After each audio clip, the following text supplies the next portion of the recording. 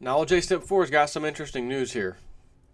It's been a long time since I had to talk about the CME group. The ones that basically, it's a privately owned organization by the bankers.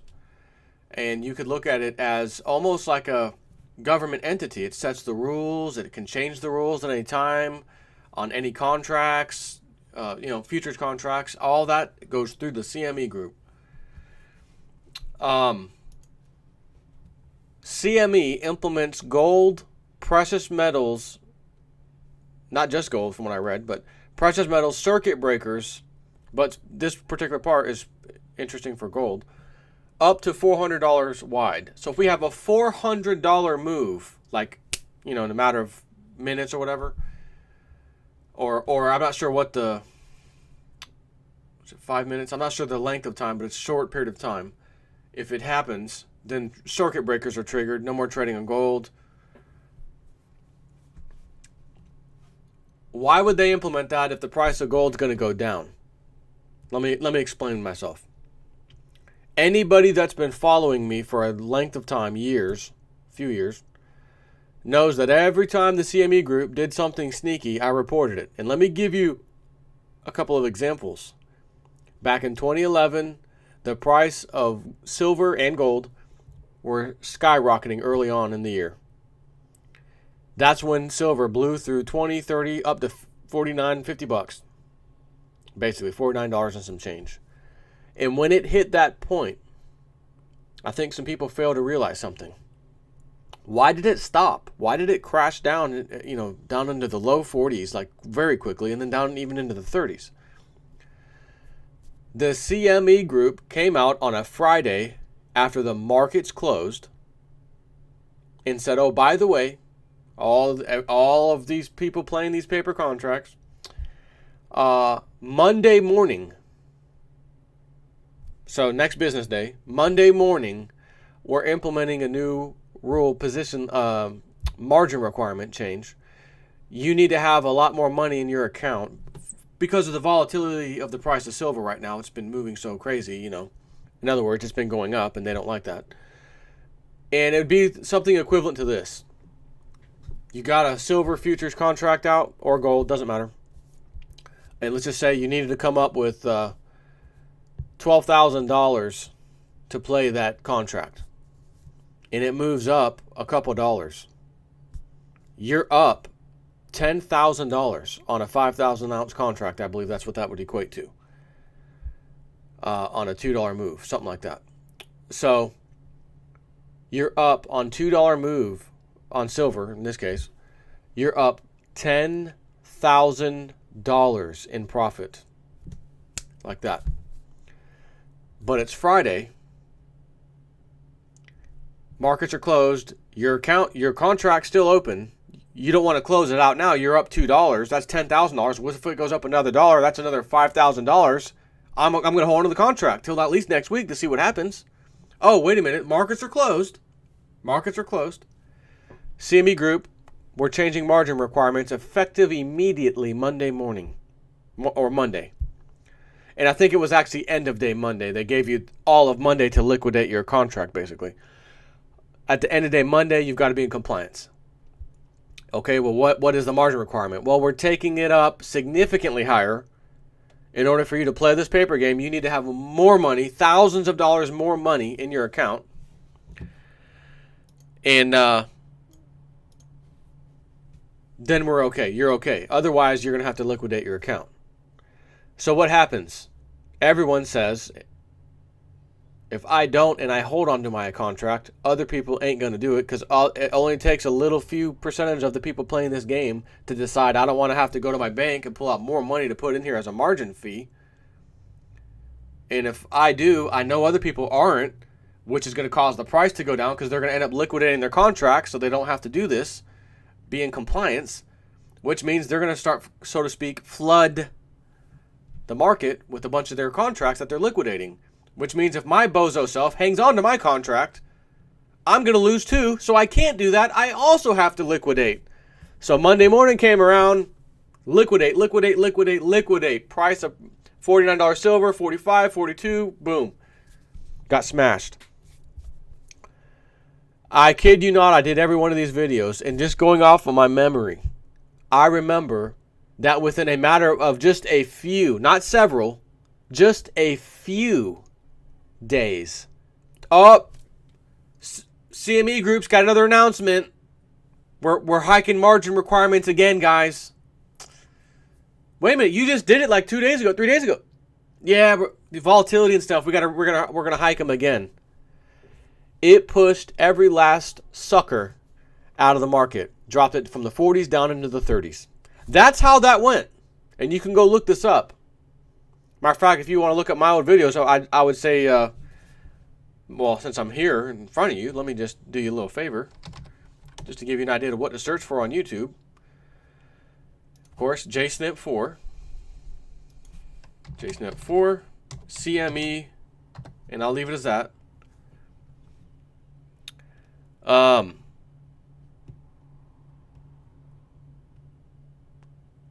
CME, former CEO of CME Group refused physical delivery of gold. That was a year ago. CME Group lowers silver and copper margins 2 years ago. So once everything's settled and they've smashed and destroyed the pricing where they wanted it, they went and took the margin requirements. We're going to lower them. We're going to pull them back down so people can come play the game again.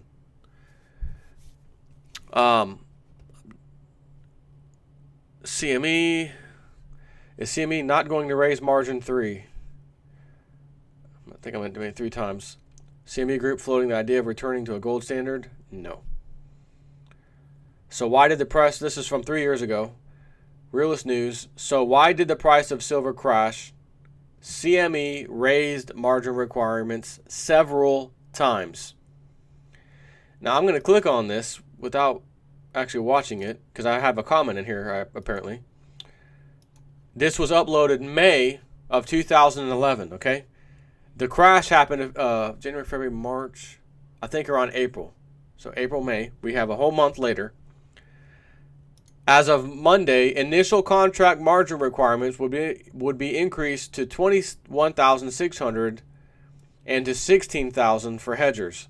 A year ago, when silver was trading in the $18 range, back before it exploded to $49, the margin requirement for a speculative contract was only $4,250. Silver future traders would now be forced to come up with huge amounts of additional cash or liquidate holdings on price weakness. The collapse in silver prices on Thursday, May 5th, triggered by the COMEX margin increases, indicates that many players were forced to liquidate positions. The last two margin increases by the COMEX, after silver had already declined by over 17%, created the perfect crash scenario. Silver traders liquidating positions to meet new margin requirements caused a further cascade of forced selling, and the silver crash became inevitable. The elimination of liquidity from any market will result in falling prices, and the COMEX knew this. So I have a little 26-minute video basically. Again, the title is So why did the price of silver crash? CME raised margin requirements. Realist News. A month later, I did the video. Okay, after they smashed the price heavy duty. So here, fast forward now. When you see when the price rises too high, margin requirements. I'll go going up, more higher, flooding the market, making people sell.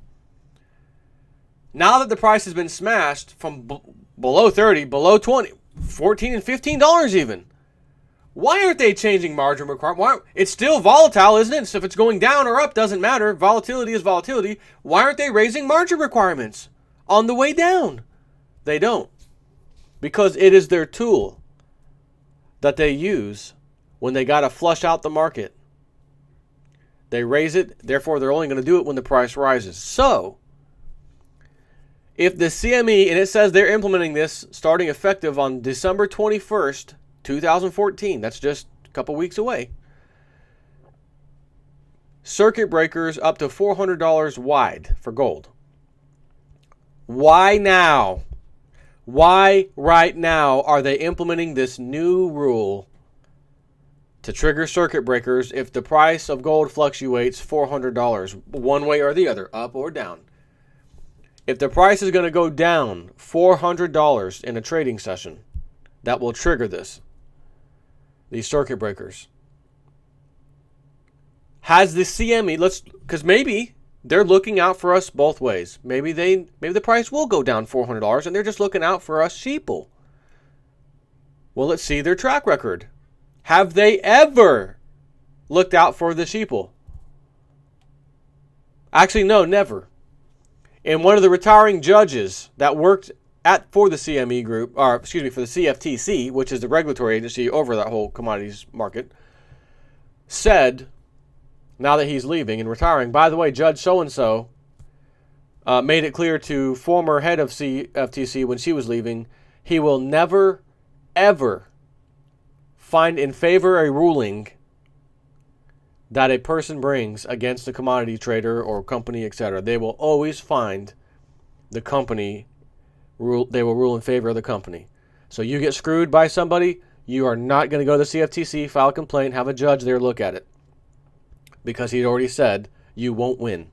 So this one judge who's seen this and decides, well, I can't speak now because I still work here, was retiring and sent a letter to basically say what I just said, and that he felt that some of the cases he was working on should go to a judge outside of the whole CFTC due to the fact that the other judge was very biased and already said he will never allow someone to win a court case within the CFTC regarding any commodities trading activity that they felt was fraudulent or they were cheated or anything. So this is CME Group, CFTC, doesn't matter. It's the club. So they're implementing this $400 wide rule. If gold moves $400 in a trading session, trigger the circuit breakers. Stop trading for 5 minutes, and then if it happens again within a certain amount of minutes, then we trigger it again for 2 minutes. And the same, whatever. Bottom line is they're implementing circuit breakers. Why would they do this if the price of metals are going to come crashing down? They don't want to halt it. They want to push you so far out of that contract that it makes your blood come out of your head, out of your ears. They're going to let it dump on you. If it's going down more than $400, they're going to laugh all the way down and say, I teach you a lesson, never play that game again. Margin call, thousands of dollars are owed, your account's liquidated, and you probably don't have the money. Now what?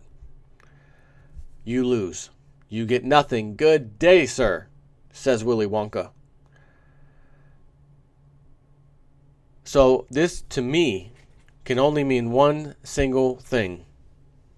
They are expecting huge price increases for the price of gold. And if that's the case, and it is the case, they've got to deal with it. Here's their new way of dealing with it. So when are we going to see spiking of gold and silver? I can't say. But they're certainly putting the rule in place in advance, like they always do, to cover themselves for when it comes. The fact that they're doing it right now should tell us, I don't think there's that much more time out into the future to where we're not going to see some major, incredible price moves and most likely upward price movement in precious metals. This is good news in a sense, not the fact that they just make up rules and change rules all of a sudden to try to deal with it, but this is good news that we're winning. We're winning the fight, slowly but surely. This is one of those things where, hey, I told you a long time ago, stack that gold and silver in your possession. Don't play that paper game. Don't play the paper markets. You stay away from that. Don't go get GLD and SLV paper investment. No. You buy physical silver and gold. I'm a silver guy, and I told you a million times why. Silver is way underpriced compared to gold. Even the gold to silver ratio, it's way out of whack. It's going to come back into normalcy sometime in the near future. And that movement alone will make silver skyrocket, much less the fact that it's probably going to happen when gold and silver are already skyrocketing anyways. So, I want to share this with you. All we can do is wait and see what's going on. I mean, is a default coming soon and they have to deal with it because the price is going to skyrocket? I don't know.